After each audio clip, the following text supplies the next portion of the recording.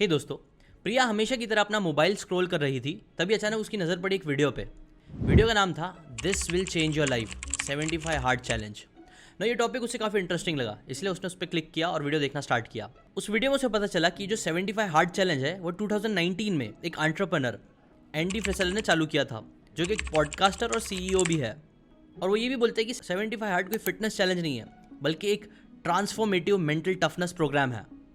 जो प्रोग्राम को अगर कोई भी इंसान फॉलो कर लेगा तो वो मेंटली बहुत टफ हो जाएगा और अपनी लाइफ में बड़ी बड़ी चीज़ें अचीव करेगा ना। ये चीज़ प्रिया को बहुत इंटरेस्टिंग लगती है, इसलिए वो डिसाइड करती है कि 75 हार्ड चैलेंज में जो बोला गया है वो उसे फॉलो करना स्टार्ट करेगी ना। बेसिकली उस वीडियो में ये बताया गया था कि आपको 75 डेज तक लगातार बिना एक भी दिन नागा करे 5 चीज़ें करनी होगी। पहला, एक अच्छी क्लीन डाइट फॉलो करना। दूसरा, 2 टाइम वर्कआउट करना, एक बार आउटडोर्स एक बार इंडोर्स, जो दोनों 45 मिनट्स के होने चाहिए एटलीस्ट। तीसरा, 3 से 4 लीटर पानी पीना। चौथा, एटलीस्ट 10 पेज एक बुक के पढ़ना, बुक जो कि सेल्फ हेल्प हो, जो आपको इम्प्रूव करने में हेल्प करे। और लास्ट, एक सेल्फी लेना ना। प्रिया को हमेशा से अपनी लाइफ में ना इतनी खुशी नहीं मिल रही थी, उसे कुछ ज़्यादा करना था, कुछ बड़ा करना था, इसलिए उसने ये चैलेंज ले लिया, एक्सेप्ट किया। बट गेस व्हाट, चैलेंज के पहले ही दिन प्रिया सारी चीज़ें नहीं कर पाई, वो उसे भूल गई। बट फिर कुछ दिन बाद उसने देखा कि कोई और लोग भी ये चैलेंज कर रहे हैं, तो उसने वापस से डिसाइड किया कि अब वो चैलेंज करेगी। इस बार उसने 1-2 दिन करा, बट फिर उसका ध्यान खत्म हो गया। तीसरे दिन वो कुछ और चीज़ें करने लग गई। ऐसे ही उसने कई बार ट्राई किया, लेकिन वो 3-4 दिन से ज़्यादा इस चैलेंज को पूरा नहीं कर पा रही थी ना। इसी चीज़ को लेकर वो बहुत फ्रस्ट्रेटेड हो रही थी, उसका सेल्फ कॉन्फिडेंस डाउन हो रहा था कि वो कुछ कर नहीं पा रही है। और इस चीज़ को उसने अपने दोस्त के साथ भी शेयर करी। उसके दोस्त ने उसे बताया कि एक डॉक्टर बुक करके इंसान है, ये रियल का डॉक्टर नहीं है, बट इस डॉक्टर ने इतनी किताबें पढ़ ली है कि लोग इसे फेमसली डॉक्टर बुक बोलते हैं। और ये डॉक्टर के पास हर प्रॉब्लम का सोल्यूशन है, लोगों की हर लाइफ की बड़ी बड़ी प्रॉब्लम्स का। तुम उसके पास चले जाओ, वो पक्का पक्का तुम्हें कुछ इंटरेस्टिंग सोल्यूशन देगा। अब प्रिया को और कोई ऑप्शन दिखता नहीं है, उसे लगता है कि यार चलो एक बार ट्राई करके देखते ही है। तो वो डॉक्टर का अपॉइंटमेंट लेके उससे मिलने चले जाती है। डॉक्टर के पास जाके वो अपनी सारी प्रॉब्लम्स डॉक्टर को बताना स्टार्ट करती है कि कैसे वो लाइफ में कंसिस्टेंट नहीं रह पा रही है। उसने कई बार जिंदगी में ऐसे चैलेंजेस लिए हैं, गोल सेट करे हैं, बट कोई भी गोल उसके पूरे नहीं हो पाते हैं, क्योंकि वो कंसिस्टेंट ही नहीं रह पाती है। कोई भी चीज़ 1-2 दिन या मैक्सिमम 1-2 हफ्ते से ज़्यादा वो कर ही नहीं पाती है, जिसकी वजह से उसे कभी कोई सिग्निफिकेंट रिजल्ट नहीं मिल रहे हैं ना। ये सुनने के बाद डॉक्टर बुक उसे बोलते हैं कि देखो, कंसिस्टेंट ना रह पाना आज के टाइम के one of the biggest problems है, और यही वो एक सिंगल चीज़ है जो आप बोल सकते हो 99% लोगों को लाइफ में आगे नहीं बढ़ने देती है ना। मेरे पास तुम्हारे प्रॉब्लम का सोल्यूशन तो है, बट सोल्यूशन देने से पहले मैं चाहता हूँ कि तुम मुझसे प्रॉमिस करो। प्रिया बोलती है, क्या प्रॉमिस करना है? वो बोलता है कि प्रॉमिस करो कि अभी मैं जितनी भी बातें तुम्हें बताने वाला हूँ, वो हो सकता है तुम्हें शायद बोरिंग लगे, लेकिन तुमको पेशेंस से मेरी बातों को सुनना है, क्योंकि पेशेंस ही एक्चुअली में वो नंबर 1 की है जो तुमको कंसिस्टेंट रहने में भी हेल्प करेगी। क्या तुम ये प्रॉमिस कर सकती हो? प्रिया बोलती है, पक्का सर, मैं करूँगी। तो इसके बाद डॉक्टर बुक एक लंबी सांस लेते हैं और अपने बुक के कैबिन से एक बुक निकालते हैं जिसका नाम होता है द स्लाइड एज। डॉक्टर प्रिया से पूछते हैं, क्या तुमने माइलो ऑफ क्रोटॉन की स्टोरी सुनी है? प्रिया बोलती है, हाँ शायद सुनी है, बट आप प्लीज़ बताइए सर। डॉक्टर बुक बताना स्टार्ट करते हैं। माइलो 6th सेंचुरी BC का एक बहुत ही फेमस ओलंपिक रेसलिंग चैंपियन था जो क्रोटॉन में रहता था। वो बहुत ज़्यादा ताकतवर था, जिसे कोई भी इंसान हरा नहीं पाता था। इनफैक्ट ऐसा बोला जाता था कि वो दुनिया के वन ऑफ द स्ट्रॉन्गेस्ट इंसानों में से एक है, कि माइलो बुल को अपने कंधे में उठा के चल सकता था। अब ये बात सही थी कि नहीं थी, इससे ज़्यादा इंटरेस्टिंग बात यह है कि वो इतना स्ट्रांग बना कैसे। सो लेजेंड कुछ ऐसा है कि जो माइलो था ना, वो बचपन से ही ट्रेनिंग करता था, और उसकी ट्रेनिंग कुछ इंटरेस्टिंग थी। बेसिकली वो क्या करता था कि बुल का जो बछड़ा होता है, वो बछड़ा जब छोटा होता है तो वो उसे अपने कंधे पे लेके चलता था, उसके साथ ट्रेनिंग करता था, और ये चीज़ वो डेली करता था ना। स्टार्टिंग में वो जो बछड़ा होता था वो ऑब्वियसली इतना ज़्यादा भारी नहीं होता था, इसीलिए वो उसे आराम से उठा पाता था। लेकिन फिर धीरे धीरे उस बछड़े का वजन बढ़ने लग जाता, डेली। बट इंटरेस्टिंग बात ये थी कि क्योंकि माइलो डेली उस बछड़े को उठाता रहता था, इसलिए उसे उस वज़न से इतना फ़र्क नहीं पड़ता था। और देखते ही देखते कुछ महीने, कुछ साल में बीते, और कुछ साल बाद ही वो जो बछड़ा होता था वो एक फुल ग्रोन बुल बन जाता था। और ऐसी उसने अपनी कमाल की स्ट्रेंथ एक्वायर करी, जिसे आज की भाषा में प्रोग्रेसिव ओवरलोड भी बोलते हैं। बेसिकली वही प्रिंसिपल है जो जिम्स में यूज़ होता है, जहाँ पे आप हल्के वेट से स्टार्ट करते हो, बट फिर धीरे धीरे वेट बढ़ाते रहते हो, और एक टाइम बाद आप एक बीस्ट बन जाते हो। सेम प्रिंसिपल कहीं ना कहीं 6th सेंचुरी में माइलो ने फॉलो किया, और यही सबसे पावरफुल चीज़ है। क्योंकि अगर आप डेली माइलो को वो छोटे बछड़े को उठाते हुए देखते तो आपको लगता है कि ये कुछ इतनी खास बात नहीं है, लेकिन एक इंसान जिसने पहली बार शायद बछड़े उठाते हुए माइलो को देखा था, और वही इंसान फिर जब 2 साल बाद माइलो को देखता, तब उसे रियलाइज़ होता कि यार ये बछड़ा कितना बड़ा हो गया है और ये पूरा 500 किलो का 1000 किलो का बुल बन चुका है, जिसे माइलो अब आराम से उठा ले रहा है।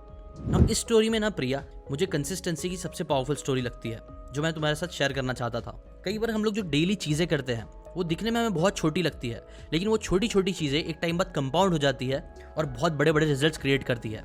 जैसे कि तुमने कई बार देखा होगा, एक इंसान जो आज जंक फूड खाना स्टार्ट करता है, जब वो उसे पहली बार खाता है तो उसे इतना फ़र्क नहीं पड़ता है, उसे लगता है कि यार मेरी हेल्थ पे कुछ इफेक्ट नहीं पड़ा, इसलिए वो डेली खाना स्टार्ट करता है। उसके दोस्त भी उसे डेली देखेंगे तो उन्हें समझ में नहीं आएगा, बट वही दोस्त अगर 1 साल तक लगातार खराब फूड खाएगा, जिम नहीं करेगा, कुछ नहीं करेगा, तो वही इंसान एक मोटा बहुत अनहेल्दी इंसान बन के निकलेगा।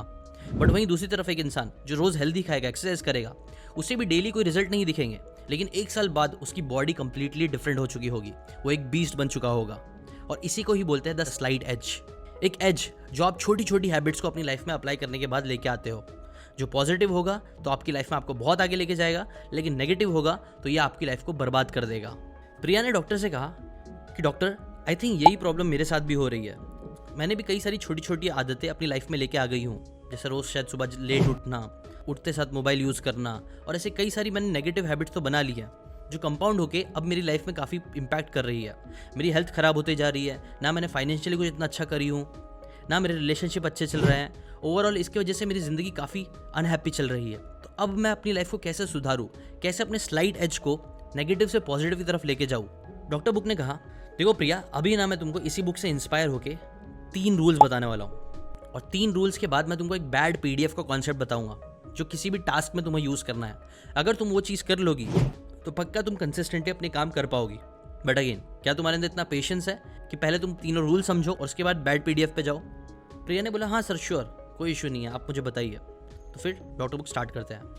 Part 1, understanding the level of execution and efforts. Doctor book again एक कहानी बताते हैं। वो बोलते हैं, प्रिया तुमने कभी बिल ब्रैडली के बारे में सुना है? प्रिया बोलती है, नहीं सर, ये नाम तो मैंने कभी नहीं सुना है। डॉक्टर बुक उसे बताते हैं कि ब्रैडली जो थे ना, वो एक एथलीट थे जिनका जन्म 1943 में हुआ था ना। वो एक टिपिकल एथलीट नहीं थे, हाइट उनकी बहुत अच्छी थी, लेकिन वो बहुत स्लो थे। उनमें वो नेचुरल एथलेटिक एबिलिटीज़ ही नहीं थी जो दूसरे उनकी ही एज के लोगों में थी। बट क्योंकि उनकी हाइट अच्छी थी, इसलिए उनके बास्केटबॉल कोच ने उन्हें सिलेक्ट कर लिया था। लेकिन जैसे ही प्रैक्टिस होना चालू हुई, सबको समझ में आ गया कि इनकी स्किल्स बहुत ही ख़राब है। वो तेज़ दौड़ नहीं पा रहे थे, उनकी जंपिंग एबिलिटी भी बहुत ख़राब थी, कोऑर्डिनेशन भी एकदम ख़राब, उसकी शूटिंग वीक थी, पासिंग इनएक्यूरेट थी। ऑल अराउंड बोल सकते हो सबसे ख़राब जो टीममेट था वो बिल ब्रैडली ही था, जिसकी वजह से लग रहा था कि वो टीम में रहेगा भी नहीं। ब्रैडली को भी ये चीज़ समझ में आ गई थी कि अगर उसका परफॉर्मेंस ऐसे ही रहा तो कोई चांस नहीं है कि वो टीम में रहेगा। बट ब्रैडली ने एक डिसीजन लिया। ब्रैडली को ना बास्केटबॉल में इंटरेस्ट था, उसे पसंद था बास्केटबॉल, वो चाहता था उसमें वो कुछ बड़ा करे। इसीलिए उसने डिसाइड किया कि वो अपने पैशन को फुल इंटेंसिटी से फॉलो करेगा, चाहे उसकी नेचुरल एबिलिटीज़ इतनी अच्छी क्यों ना हो। और इसीलिए फिर उसने डिसाइड करके एक रिगरस ट्रेनिंग रूटीन बनाने पर फोकस किया। उसकी रूटीन कुछ ऐसी थी जहाँ पे वो 3.5 घंटा दूसरों से ज़्यादा प्रैक्टिस करेगा, संडे और हॉलीडेज़ को भी काम करेगा, कोई दिन की छुट्टी नहीं लेगा। जहाँ बाकी लोग रिलैक्स करेंगे वो उस दिन भी प्रैक्टिस करेगा। इनफैक्ट उसने ठान लिया था कि वो 8 घंटे लगेंगे तो 8 घंटे भी प्रैक्टिस करेगा। उसका डेडिकेशन इतना ज़्यादा था कि स्कूल मैनेजमेंट को भी ये चीज़ पसंद आई, उन्होंने उसकी जिम के एक्सेस भी बढ़ा दी। इसके बाद ब्रैडली ने अपनी वीकनेस पे काम करना शुरू किया। उसकी जो लेग की स्ट्रेंथ थी, जंपिंग एबिलिटीज़ थी, उसको इंप्रूव करने के लिए उसने 5-5 किलो के वेट्स अपने लेग पे लगा दिए। अगर ये एग्जाम्पल से तुम्हें नारुतो के रॉक ली की याद आ रही है तो हाँ, कहीं ना कहीं ये दोनों ने कुछ सिमिलर ही किया था। प्रिया ने कहा, सर मैंने नारुतो नहीं देखा है। डॉक्टर वो बोले, अरे कोई बात नहीं, अगर तुमने देखा होता तो तुम्हें ये रेफरेंस समझ में आता। खैर, वो 5 किलो वेट लगाने से उसके पैर का जो स्ट्रेंथ थी वो बढ़ना शुरू हो गई, वो स्ट्रांग होने लग गया। इसके बाद उसने और भी इनोवेटिव टेक्निक्स यूज़ करना स्टार्ट करे। जैसे बॉल को अच्छे से हैंडल करने के लिए उसने अपने ग्लास के नीचे कार्डबोर्ड लगा दिया ताकि वो बॉल को बिना देखे भी ड्रिबल कर सके। वो अपने बीच बीच में चेयर्स के ऑब्स्टिकल्स भी ला देता था ताकि वो स्पीड में यहाँ से वहाँ हो सके, अपना डायरेक्शन चेंज कर सके, ताकि उसके स्किल्स इंप्रूव हो। और इसी डेडिकेशन की वजह से हुआ क्या कि वो तो टीम में सिलेक्ट तो हुए ही, उनकी मेहनत की वजह से ही फिर उनकी बास्केटबॉल जो टीम थी ना, वो 3 कंसेक्यूटिव नेशनल चैंपियनशिप जीती। 1964 में टोक्यो ओलंपिक में यूएस ओलंपिक बास्केटबॉल टीम के प्लेयर के रूप में गोल्ड मेडल भी जीता। NBA में न्यूयॉर्क निक्स के लिए खेलते हुए 2 NBA चैंपियनशिप भी उन्होंने जीती। और वही इंसान जिन्हें अपनी पासिंग और ड्रिबलिंग स्किल्स जिनकी ज़रा भी नहीं थी, उन्हीं स्किल्स के लिए आज उन्हें एक लेजेंड माना जाता है। डॉक्टर बुक ने बोला देखो प्रिया, सबसे पहली गलती जो लोग करते हैं मैक्सिमम, जिसकी वजह से वो कंसिस्टेंट नहीं रहते हैं, वो है पिकिंग अप रॉन्ग बैटल्स। कई बार हम लोग ऐसी जंग लड़ने की कोशिश करते हैं जो जंग हमारे लिए बनी ही नहीं है। ब्रैडली के पास ज़्यादा नॉलेज नहीं था, उन्होंने ज़्यादा नॉलेज पे फोकस नहीं किया, उन्होंने सिर्फ फोकस किया एग्जीक्यूशन पे, और वो एग्जीक्यूट इतने इंटेंसली भी कर पाए क्योंकि उसके अंदर उनका पैशन था, वो चीज़ उन्हें बहुत पसंद थी करना। इसीलिए रूल नंबर 1 जो तुम्हें फॉलो करना है वो है पिक योर राइट बैटल्स। और इसे तुम्हें अच्छे से फॉलो करने के लिए एक सिंपल सी एक्सरसाइज तुम कर सकती हो। अपनी लाइफ में उन सभी चीज़ों की एक लिस्ट बनाओ जिसमें तुम कंसिस्टेंट रहना चाहते हो। अपने पैशन की लिस्ट बनाओ, वो चीज़ें जिसमें तुम अच्छी हो, वो चीज़ें जो तुम्हें करने मज़ा आती है, वो चीज़ें जिसके बेसिस में तुम दुनिया को भी कुछ दे सकती हो, और वो लिस्ट में जितनी हो सकती है उतनी चीज़ें लिख दो।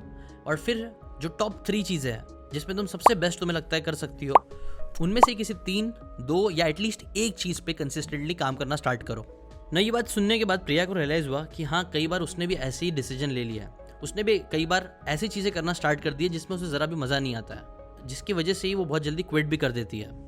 डॉक्टर बुक ने उसे बताया कि देखो फिक्र मत करो, हम सब कई बार ये गलती करते हैं, बट इसका सोल्यूशन तुम्हें एंड में बैड PDF में मिल जाएगा। इसके लिए क्या करना है, अभी आते हैं हम सेकंड रूल पे, part 2, why it's so hard to be consistent, pressuring the future self and not the current self. Doctor book ने प्रिया से पूछा, प्रिया तुम कभी गेम्स खेलते हो? प्रिया ने कहा हाँ, कभी कभी खेलती हो।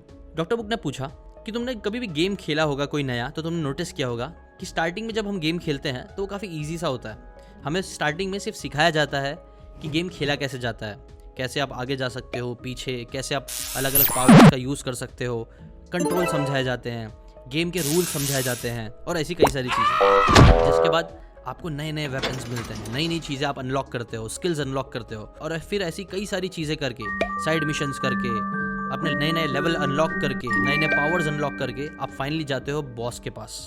और फिर आप अपनी जितनी भी स्किल्स होती है जो आपने इतने टाइम से एक्वायर की है, धीरे धीरे उन सारी स्किल्स का यूज़ करके आप बॉस को हराते हो। अब डॉक्टर बुक ने क्वेश्चन पूछा कि प्रिया बताओ, अगर हम ये जितनी चीज़ें गेम में हो रही थी, स्टेप बाय स्टेप जो चीज़ें हो रही थी, अगर वो करने के बजाय मैं डायरेक्टली तुमको किसी एक नए गेम के बॉस के सामने खड़ा कर दूं, तो क्या तुम जीत पाओगी? प्रिया ने कहा नहीं, ऑब्वियसली मैं तो हार ही जाऊंगी।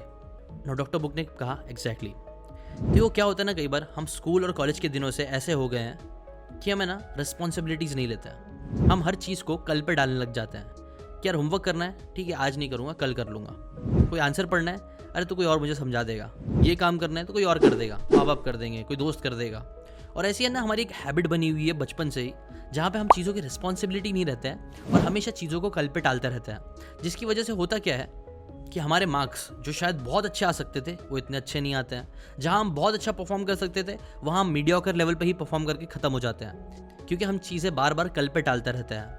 क्या तुम्हारे साथ कभी ऐसा हुआ है प्रिया, जब तुमने अपने आज के काम को कल पे टालना स्टार्ट कर दिया और फिर जब कल आया एक्चुअल में, तब तुम्हें रियलाइज़ हुआ कि यार काश मैंने कल ही थोड़ा बहुत पढ़ लिया होता या कल ही थोड़ा बहुत काम कर लिया होता तो आज मेरे पर इतना प्रेशर नहीं आता?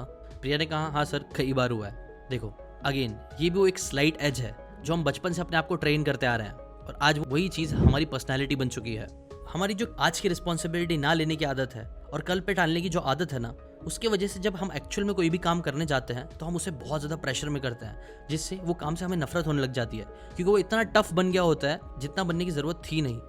मतलब ये ऐसे ही होता जैसे माइलो ट्रेनिंग करने के लिए बछड़े को डेली उठाने के बजाय सीधा सोचता कि यार महीने में एक बार उठाऊंगा, या अगले साल जब वो बड़ा हो जाएगा तब डायरेक्टली उठाने की कोशिश करूँगा। आप खुद सोचो, अगर माइलो ने ऐसे एक महीने में एक बार या फिर डायरेक्टली पूरा बुल जब बड़ा हो गया उससे उठाने की कोशिश की होती, तो क्या वो इतना स्ट्रेंथ वाला बन पाता? प्रिया बोली ऑब्वियसली नहीं। डॉक्टर बोले यही, बट यही गलती हम अपनी लाइफ में हर चीज़ के लिए करते हैं। कोई भी काम हम सीखने जाते हैं तब हम आज की रिस्पॉन्सिबिलिटी लेके जो छोटे छोटे काम आज करने चाहिए उसे करने के बजाय हमेशा कल पे टालते रहते हैं, और यही चीज़ एक दिन कंपाउंड होके हमारे सर पे फटती है, जिसकी वजह से हर अच्छा काम भी हमें बुरा लगने लगता है। डॉक्टर बुक ने बोला देखो 75 हार्ड चैलेंज बहुत अच्छी चीज़ है, वो हेल्थ के लिए बहुत अच्छा है, बट ज़रूरी नहीं है कि तुम डायरेक्टली ये हार्ड चैलेंज लेना स्टार्ट करो।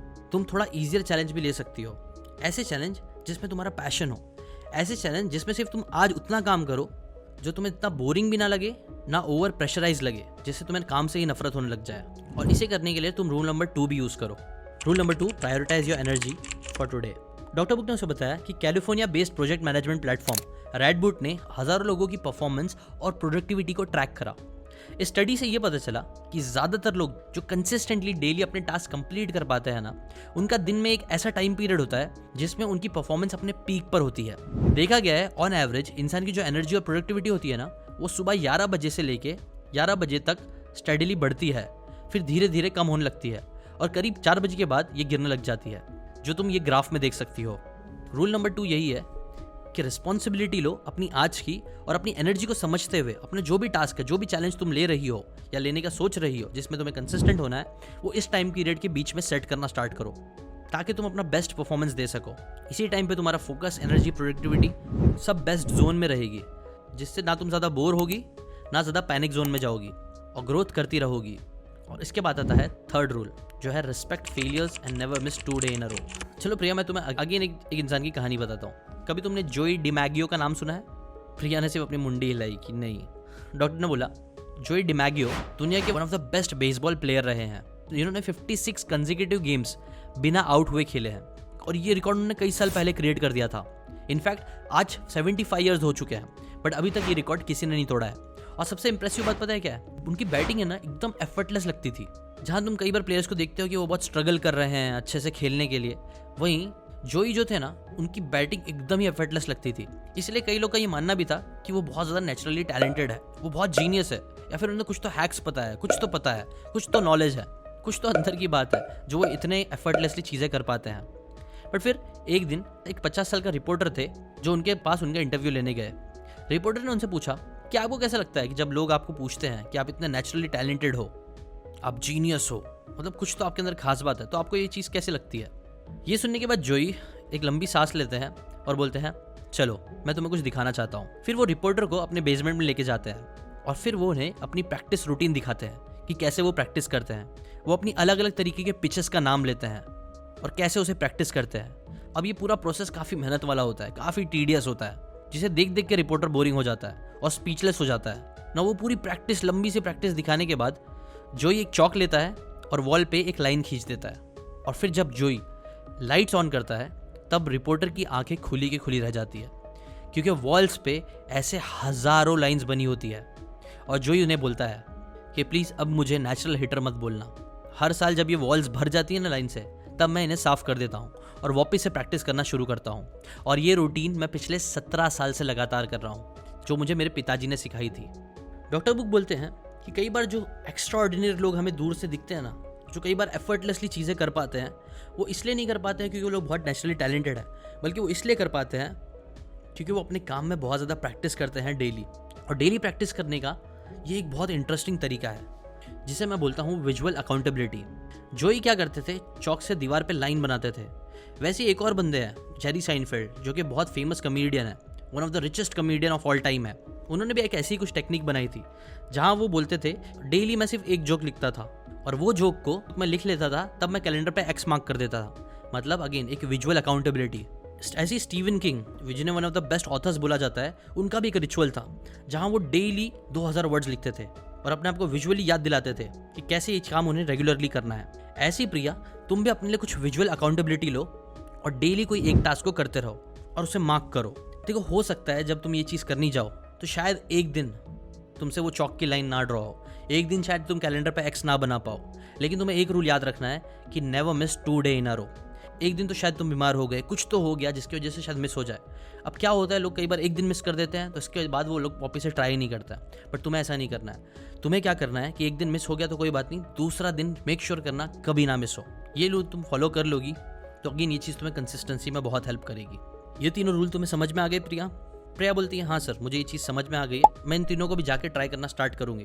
डॉक्टर बोलते हैं सही है, ये तीनों रूल याद रखना, बट इसके साथ साथ अब आते हैं हम सीक्रेट ऑफ कंसिस्टेंसी पे, जिसे मैं बोलता हूँ bad PDF task. Doctor book ने बताया कि देखो 6 टाइप के टास्क होते हैं जो कई बार है ना हमें करने का मन नहीं करता है, और कई बार ये जितने भी हम गोल सेट करते हैं वो इन 6 में से एक टास्क में ही आते हैं। तो अभी मैं तुमको 6 के 6 टास्क बताऊंगा और उन टास्क को करने के लिए हम क्या चीज़ कर सकते हैं वो भी बताऊंगा। क्या तुम एक्साइटेड हो ये सुनने के लिए प्रिया? प्रिया बोलती है हाँ सर, आई थिंक मैं इसी का वेट कर रही थी जब से।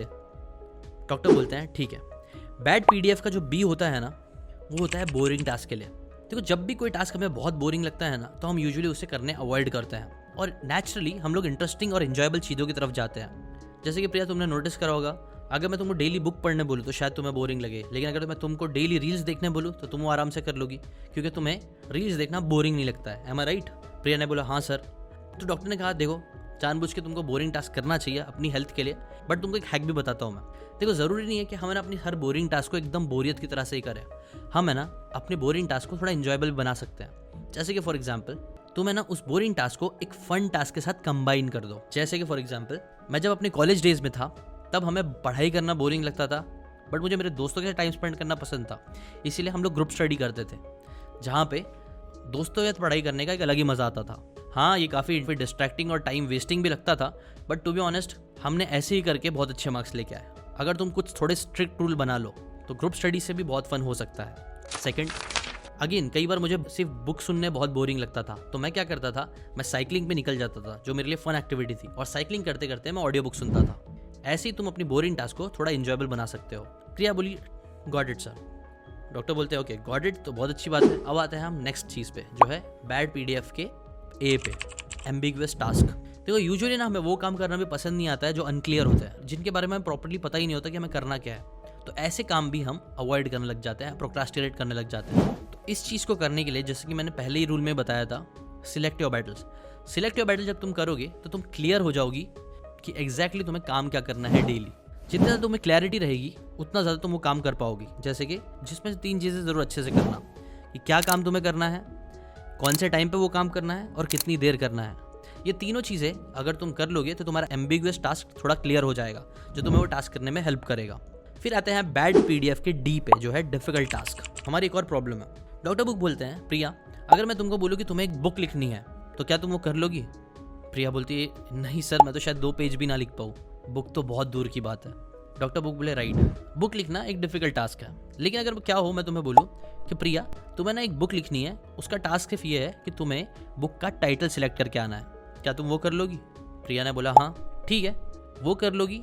तो बताओ फिर बुक का इंडेक्स लिख सकते हो, मतलब वो 7 चैप्टर क्या होंगे जो तुम बुक में डालना चाहोगी, क्या वो 7 चैप्टर डिसाइड कर सकती हो तुम? प्रिया ने बोला हाँ, थोड़ा सोच के कर सकती हूँ। ठीक है, फिर उसने कहा उस चैप्टर में से कोई एक चैप्टर उठा के उसके ऊपर सिर्फ 100 वर्ड्स का कुछ लिख सकती हो? प्रिया ने बोला हाँ, 100 वर्ड्स तो शायद मैं कुछ ना कुछ लिख ही लूँगी। डॉक्टर ने कहा एग्जैक्टली। देखो, डिफिकल्ट टास्क है ना, हम डिफिकल्ट अभी लगते हैं बिकॉज हम उन्हें एज अ होल देखते हैं, बट आप जब उसे एज अ होल देखने के बजाय उन्हें स्मॉल स्मॉल टास्क में डिवाइड कर देते हो तो वो चीज़ें ईजी लगने लग जाती है। एक पहाड़ तोड़ना बहुत मुश्किल काम है, बहुत डिफिकल्ट है, बट दशरथा मांझी ने पूरा पहाड़ करने पे फोकस नहीं किया। वो बस छेनी और हथौड़ा लेके एक एक पत्थर को तोड़ने की कोशिश करते थे, एक एक स्ट्रोक पे फोकस करते थे। वो चीज़ अगेन इतनी ईजी नहीं थी, बट कंपैरेटिवली पहाड़ तोड़ने से ईजी थी, जो चीज़ वो कर भी पाए, और इसी वजह से वो पूरा पहाड़ तोड़ लिया। इसलिए ये वाली चीज़ भी ज़रूर याद रखना। नेक्स्ट आता है पीडीएफ के पी पे, पॉइंटलेस टास्क। डॉक्टर बुक ने अगेन प्रिया से पूछा कि प्रिया चलो एक गोल रखते हैं। गोल ये है कि हमें एक घर बनाना है। घर बनाने के लिए हमें एक एक ईंट उठानी पड़ेगी, सीमेंट लगाना पड़ेगा, बहुत सी चीज़ें करनी पड़ेगी, और कुछ और लोग भी है जो हमारी इस चीज़ में हेल्प करेंगे। तो क्या तुम मेरे साथ वो काम करोगी? प्रिया ने कहा नहीं सर, घर कौन बनाएगा, मैं थोड़ी ना ये सारे काम करती हूँ। डॉक्टर बुक ने अगेन उससे पूछा बट क्या होगा प्रिया, समझो तुम्हारा एक कोई दोस्त है जिसे तुम बहुत ज़्यादा पसंद करती हो, तुम्हारा सबसे बेस्ट फ्रेंड है ना, वो फ्रेंड का घर टूट गया है किसी रीज़न की वजह से। अब वो बंदा घर बना रहा है और वो चाहता है कि आप भी उसके घर बनाने में उसकी हेल्प करो ताकि वो भी खुशी से जी सके, और ये चीज़ के लिए मैंने एग्री कर दिया है। अब तुम्हारे चांसेस ज़्यादा हो जाएंगे कि तुम उसके घर बनाने में ईंट उठा के भी उसकी मदद करोगी, क्योंकि वो तुम्हारा सबसे फेवरेट इंसान है दुनिया का। प्रिया ने कहा हाँ, अब मैं शायद कर सकती हूँ। डॉक्टर ने कहा एग्जैक्टली। कई बार है ना कुछ टास्क हमें पॉइंटलेस लगते हैं, लेकिन जब हम उसके साथ कोई अच्छा वाई अटैच कर देते हैं कि हम वो टास्क हमें क्यों करना है, तो ये चीज़ें भी हमें करने का ज़्यादा मन करता है। कई बार हम चीज़ों को डेली करने की कोशिश करते हैं बट नहीं कर पाते हैं, क्योंकि हमारे अंदर क्लैरिटी ही नहीं होती है, हमारे को वो वाई एकदम अच्छे से पता ही नहीं होता है। जैसे कि तुमने भी शायद 75 हार्ड चैलेंज चालू किया, बट शायद तुमने उसे एक वीक वाई के साथ स्टार्ट किया, बट तुम्हारे पास अगर एक स्ट्रॉन्ग वाई होता कि क्यों एग्जैक्टली मैं कर रही हूँ, क्योंकि मुझे मेरी हेल्थ अच्छी रखनी है। क्यों अच्छी रखनी है? ताकि मैं ज़्यादा ज़िंदगी जी सकूँ, ताकि मैं अपने करियर में आगे बढ़ सकूँ, ताकि मैं एक अच्छी फैमिली बना सकूँ, ताकि मैं अपने बच्चों की भी शादी देख सकूँ। ऐसे तुम्हारे पास अगर स्ट्रॉन्ग वाइज होते तो तुम ये टास्क ज़्यादा कर पाती, चांसेस बढ़ जाते, राइट? प्रिया ने कहा राइट। बस यही लेसन है, पॉइंटलेस टास्क करने के पीछे के वाई को समझो, नहीं है तो वाई दो और ट्राई करो ऐसे ही काम करे जो एकदम पॉइंटलेस हो भी ना। नेक्स्ट आता है डी, डिलेड रिवॉर्ड टास्क। एक और सबसे बड़ा रीज़न जिसकी वजह से हम कंसिस्टेंटली काम नहीं कर पाते हैं वो है डिलेड रिवॉर्ड टास्क। कई बार हम जो काम करते हैं उसके रिजल्ट्स हमें बहुत लेट मिलते हैं। जैसे कि फॉर एग्जांपल अगर आप 75 हार्ड चैलेंज भी करो या कोई भी टास्क लो, जिम जाओ, तो तुम्हें दूसरे दिन ही तुम्हारी बॉडी नहीं बनेगी, तुम्हें कई हफ्ते कई महीने लग जाएंगे चेंजेस देखने के लिए, और शायद तुम्हें चेंजेस दिखे भी ना, क्योंकि वो इतने स्लोली ग्रेजुअली चेंजेस हो रहे हैं तुम्हारी बॉडी में। तो वो काम भी तुम्हें करने पसंद नहीं आएंगे। प्रिया ने कहा हाँ राइट सर, तो ऐसे टाइम पे क्या किया जाए? डॉक्टर ने कहा ऐसे टाइम पे ना अपने रिवॉर्ड्स को छोटे बना दो। आप छोटे छोटे माइलस्टोन्स क्रिएट कर लो कि अगर मैंने 3 दिन डाइट कर ली तो मैं पार्टी करूँगी, मैं अपना फेवरेट गाना सुनूंगी, या फिर मैं इंजॉय करूँगी, या एटलीस्ट मैं अपने आप को बोलूँगी गुड जॉब, वेल डन। अगर तुम ऐसे अपने डिलेड रिवॉर्ड्स को इमीडिएट रिवॉर्ड्स में कन्वर्ट करोगे कुछ अलग अलग चीज़ें करके, तो भी तुम्हारे चांसेस ज़्यादा हो जाएंगे कंसिस्टेंटली काम करने के। और लास्ट आता है PDF का F, जो है फ्रस्ट्रेटिंग टास्क। जब भी तुम कोई ऐसा काम करो जिसमें तुम्हें बार बार प्रॉब्लम्स या ऑब्स्टिकल्स आ रहे हैं, तुमको जिससे कन्फ्यूजन हो रहा है, तुम्हें समझ में नहीं आ रहा है कि यार वो काम करा कैसे जाए, और तुम्हें अगर वो फ्रस्ट्रेटिंग लग रहा है, तो भी प्रिया तुम्हें वो काम करने मज़ा नहीं आएगा, राइट? प्रिया ने कहा हाँ सर, ऐसा कई बार हुआ है, मैंने कई सारे काम ऐसे स्टार्ट करी हूँ बट नहीं कर पाई, क्योंकि वो बहुत फ्रस्ट्रेटिंग हो जाता है। कई सारी प्रॉब्लम्स, ऑब्स्टिकल्स आ जाते हैं जो मैं उससे नहीं कर पाती हूँ, तो ऐसे काम भी मैं गिव अप कर देती हूँ। डॉक्टर बुक ने कहा राइट, ये प्रॉब्लम से लड़ने के लिए बेस्ट होगा अगर आप एक कोई गाइड या मेंटर रखो, कोई ऐसा इंसान जो ऑलरेडी आपसे आगे है उस काम को करने में, जो आपके फ्रस्ट्रेशन को समझ सके कि आप क्या फील कर रहे हो और आपको एक प्रॉपर गाइडेंस दे सके। और ये चीज़ ऑनलाइन भी हो सकती है, ऑफलाइन भी हो सकती है ना। प्रिया ये सारी बातें सुन के बहुत एक्साइटेड हो जाती है, और वो एक्साइटमेंट डॉक्टर बुक को बोलती है, डॉक्टर बुक सच में आपने जब स्टार्ट किया था तब मुझे लगा नहीं था कि मुझे इतना मज़ा आएगा या मुझे इतनी सारी बातें सीखने मिलेगी, लेकिन जैसे जैसे आप आगे बढ़ते गए मुझे कई सारी बातें मेरी क्लियर हुई है, कई सारे प्रॉब्लम्स के सोल्यूशन मुझे लगता है मुझे मिल गया। अब पक्का मैं सारी चीज़ों को एक एक करके अप्लाई करना स्टार्ट करूँगी और आपको 1 महीने बाद आके बताऊँगी कि इसका रिजल्ट क्या आया। डॉक्टर बुक बोलते हैं एग्जैक्टली, तुम ये सारी चीज़ें समझ पाई इतने अच्छे से अगेन क्योंकि तुमने पेशेंस दिखाया। मैक्सिमम लोगों में वो पेशेंस ही नहीं होता है, और इसलिए प्रोबेबिलिटी ये भी ज़्यादा है कि तुम अपने टास्क को जो तुमने अभी डिसाइड किया है वो कर पाओगी, क्योंकि एटलीस्ट तुम्हारे अंदर ये आधे घंटे से ज़्यादा सुनने की हिम्मत थी। मैक्सिमम लोगों में ये आधा घंटा देने की हिम्मत नहीं होती है। सो जस्ट टू रिवाइज, अगर आप कंसिस्टेंट लाइफ में रहना चाहते हो तो पहले तो आपको 3 रूल फॉलो करने पड़ेंगे। पहला है पिक द राइट बैटल्स, दूसरा है take responsibility and prioritise your energy, third है respect failures and never miss 2 day in a row, और फिर बैड PDF जिसमें आपको boring, ambiguous, difficult, pointless, delayed reward और फ्रस्ट्रेटिंग टास्क को चेंज करके उन्हें बेटर बनाना है। ये चीज़ अगर आप कर लोगे तो आपकी कंसिस्टेंसी के चांसेस बहुत बढ़ जाएंगे। ना देखो दोस्तों, ये इनमें से कई सारी चीज़ें पर्सनली मैंने भी ट्राई करी है, और टू बी ऑनेस्ट मुझे भी कंसिस्टेंट रहने में ये सारी बातों ने बहुत हेल्प किया है। अब फ्रस्ट्रेटिंग टास्क से रिलेटेड एक इंपॉर्टेंट बात भी है, अगर आप लाइफ में कंटेंट क्रिएटर बनना चाहते हो या कंटेंट क्रिएशन में आपको ज़रा भी इंटरेस्ट है, ऑर्गेनिक मार्केटिंग में सोशल मीडिया का यूज़ करके वीडियोस बना के अगर आप चाहते हो आपके पास बहुत सारे कस्टमर्स आए, पैसा आए, लीड्स आए, तो जीशान शेख जो कि सीकेन के ओनर है वो एक इवेंट कर रहे हैं जिसका कॉस्ट बहुत ही मिनिमम है।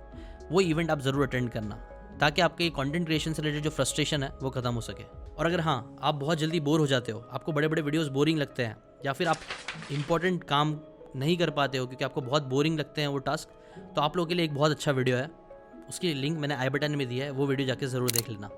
अभी के लिए इतना ही, मिलता है नेक्स्ट वीडियो में, बाय बाय।